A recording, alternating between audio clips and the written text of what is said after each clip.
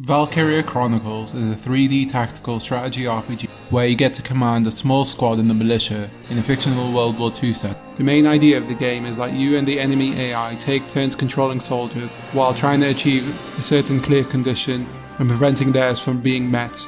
If you've ever played Fire Emblem or Advance Wars, then you know the general idea of how the game is played. Anyways, the interesting thing is that the combat is in 3D and it does not use a grid system to move the soldiers around, which makes it stand out for me from just being a Fire Emblem clone. This game was originally released as a PS3 exclusive, but has been ported to several systems since, and has even had an HD remaster recently on the PS4.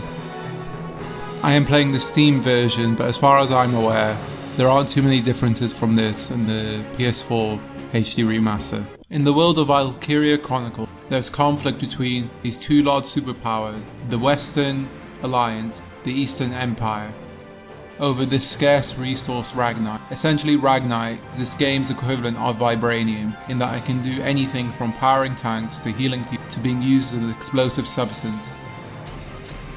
The Eastern Empire launches a war on the West, and the neighbouring neutral country Gallia is invaded for having an abundance of Ragnite.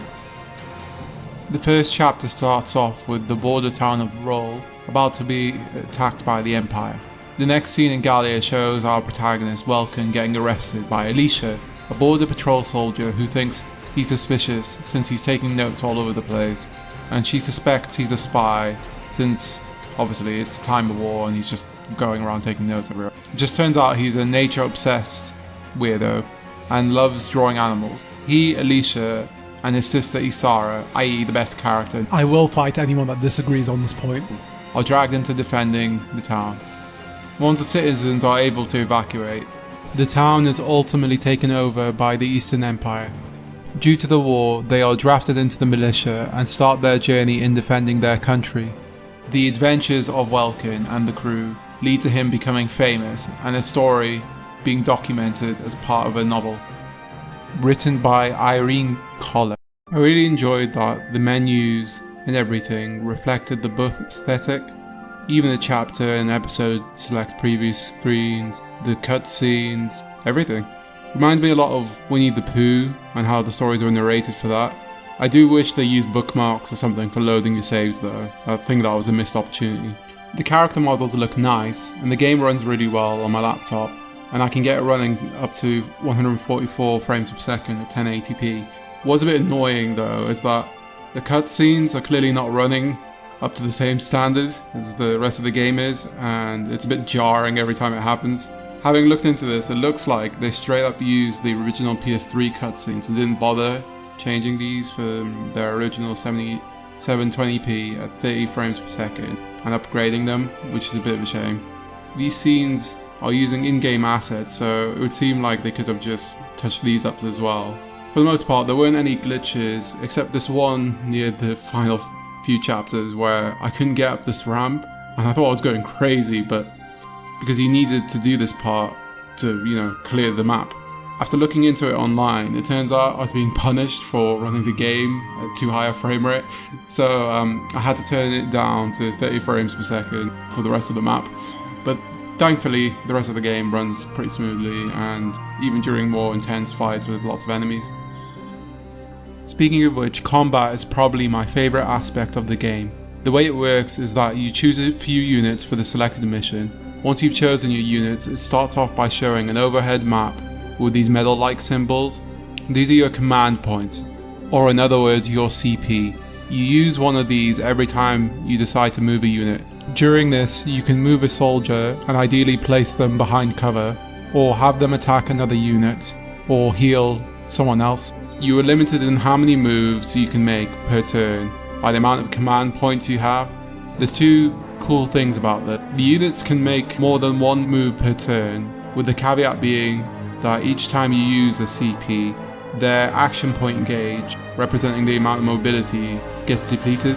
Once the gauge is emptied, you'll no longer be able to move the unit. The other thing I like is that you can choose not to use all the CP on your turn and save it. Once it's your turn again, you'll get an additional turn's worth of CP. This system alone is something that offers quite a bit of variety in terms of your strategies, as you can wait and then go on full offensive or gradually make your way across the battlefield. CB can also be used to place orders which grant benefits such as boosting a unit's attack, defense, evasion, etc. I didn't realise this until way later, but some of these orders are kind of broken and some of these are kind of useless. Hint, use the defense one. You can also place certain units so that if enemies enter their range, they will get auto attacks. Depending on the type of unit, the auto attack range is different. Only scouts, tanks and shock troopers can auto attack and respond to enemy fire during their turn. There are 6 different types of units. Scouts, which have the highest AP range, allowing them to travel the furthest out of any unit. They also have decent range and can outshoot shock troopers. Shock troopers are great for taking out enemies on foot as they are the best against human foot soldier. Their main issue compared to scouts is that they can't move as much and their range is limited. Lancers are the best units for taking out tanks, as your other foot soldiers will not be able to damage them. They don't have any other uses though, and their movement and attack range are very limited. Also, unlike scouts, they have limited ammo per turns. Snipers can outrange all units, but are most restricted in terms of their AP gauge and have limited ammo. Engineers can restock ammo for those limited users like lancers, snipers and tanks by simply walking next to them. They can also take care of any mines and fix up your tank and any points of cover that have been damaged. Tanks can be used to take out other tanks, but I would primarily use them to provide an instant point of cover for the units, since most foot units can't damage tanks. The issue with them is that you have to use 2 command points every time you make a move with them, so I would use lancers instead. All these types are quite useful throughout the entire game and changed up my strategy depending on the circumstance.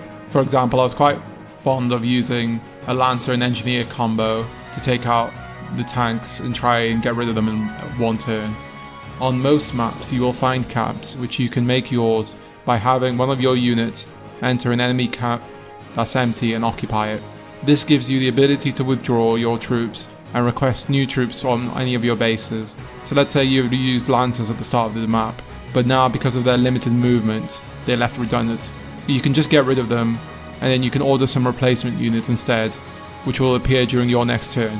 This can save you a lot of CP in the long run and offers a lot more variety in terms of how you approach the missions.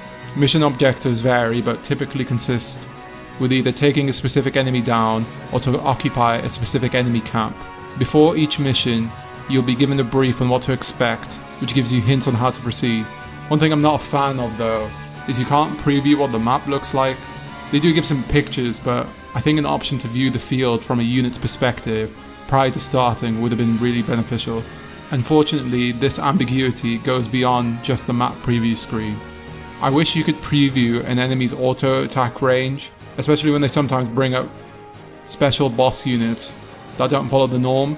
For example, near the beginning of the game, I had to get past a tank and get to a destination, but I kept losing because I didn't know what range the enemy could auto fire on me when I was moving.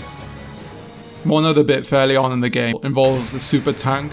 I took out the turrets expecting the tank to show its weak point, but that's not how it worked. There are these blue walls scattered throughout. You had to knock them down and essentially have your tank hide behind it and wait for the boss to try and shoot through it.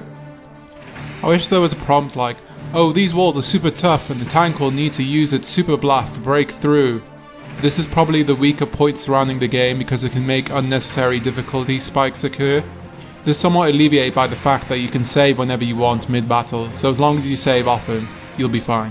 One thing that I disliked initially but grew fond of was the fact that units, when they die, can be recovered by simply having one of your other soldiers go to them before the passage of 3 turns. You'll see this clip of the medic running in so often. Medic! Stay with us, it won't be long now. Medic! Don't you worry. Medic! You've got to stay strong, keep fighting. Don't you dare. The dead unit can even be redeployed the next turn. Although it is quite cheap, I do like the fact that it allows you to be more aggressive than other games like Fire Emblem. So I know I rambled a lot, but honestly there's so much in the game, and I'm quite impressed for the most part with the gameplay. I'm going to start talking about the story here, so spoilers ahead, and skip to this point if you want to avoid any spoilers. I'd recommend it since the game is pretty good. Right, so Welkin, after joining the militia with Alicia and Isara, gets promoted to Squad 7 commander for God knows why.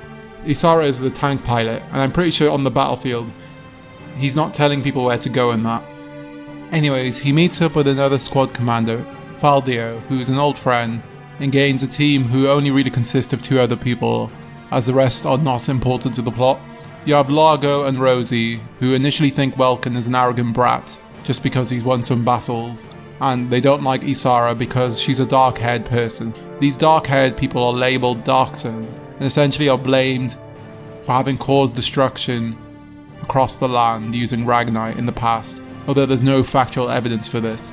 Isara gets into regular arguments with Rosie and Largo, gradually convincing them, and this was probably my favourite plotline.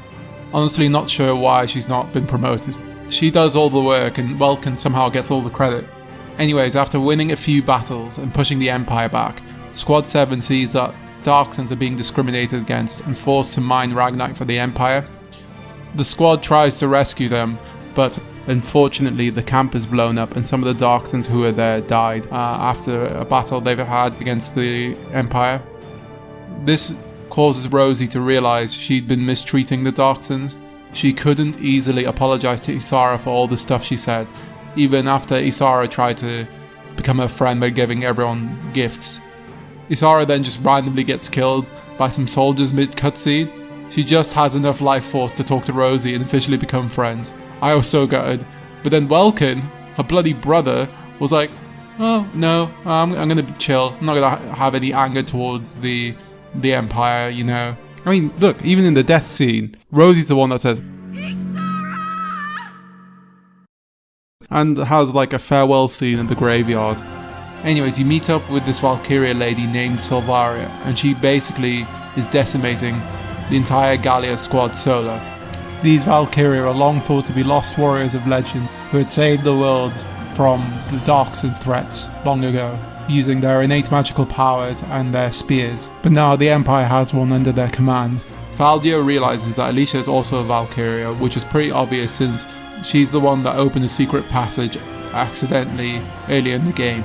It turns out that Valkyria powers only awaken when someone is on death's door, so Faldio's just like, I'ma take things in my own hand, and tries to snipe Alicia, but not kill her to awaken her powers, while leaving really incriminating evidence for no reason, like getting a specific sniper rifle ordered and leaving literally a confession in his room. Now initially I was quite excited because I thought it'd be like the Dark Knight situation in Fire Emblem Radiant Dawn, like you get a really OP character for one map, but that doesn't happen, which is disappointing. All the cool aura stuff that Alicia can do only happens in cutscenes. Alicia knocks Silvaria out, the Imperials withdraw. Faldio gets smacked around by Welkin and gets arrested. Alicia then starts to feel ostracized from the rest of the crew because of her new powers. Silvaria, having decided that she can't defeat Alicia, decides to get captured and blow herself up, destroying most of Gallia's military forces. Maximilian, the Empire's leader, comes in with a Megazord and synthetically harnesses the Valkyria power and tries to take over Gallia while it's weakened. Alicia decides to firm her resolve and use her Valkyria powers to destroy the thing, which makes sense to me, but then Welkin's like, oh no, we can't use the powers, which I don't get, right? It's like saying to Goku, please don't use your Super Saiyan powers. Why? She's in control. And then Welkin's like, oh no, you got to be human. I mean, she can be both. She can, you know, use your powers and still be human. He proposes his love to her at the same time, and they're all like, oh yay, I love you, la la la, whatever. Because of the destruction that Alicia caused when she was using the Valkyria powers, they were able to board the sword and defeat Maximilian. Maximilian's, oh, I'm going to self-destruct now, using the same technique Silvaria uses, but then Faldio comes back having switched off the power supply. But then for some reason he's like, oh, I'm going to self-sacrifice myself, take Maximilian down with me, even though he clearly had been powered down. Anyways, the day is saved, and then Welk and Alicia fly on Isara's plane that she had designed before her death. I enjoyed the plot, but I just disagree with the message she was trying to say. You're not allowed to have power and be good. If that's the case, then where do you draw the line? Why not fight the Empire with your fists? Go Shoryuken them? I don't know. Honestly, Valkyria Chronicles is a breath of fresh air in the RPG scene. Its battle system, while flawed, is quite fun, and when you get to grips with it, lets you go wild with the combat options. I've actually managed to skip paths or advice that was offered to me because I figured out ways to more efficiently beat the chapter. The only flaws, really, being that it could be more clear with the capabilities of the one-off enemy units. The story settings and characters were great, but I wish some of the morals were not very black and white and more grey, because they could have explored that in more depth. But as an initial game, this was really good. It's quite underrated, so if you even have an inkling that you want to try it out, please go ahead and buy it. It's often on sale on Steam for around like £5. Anyways, I hope you enjoyed the video. Please leave a like if you enjoyed it, and leave any comments with suggestions on how I can improve. Thank you. Bye!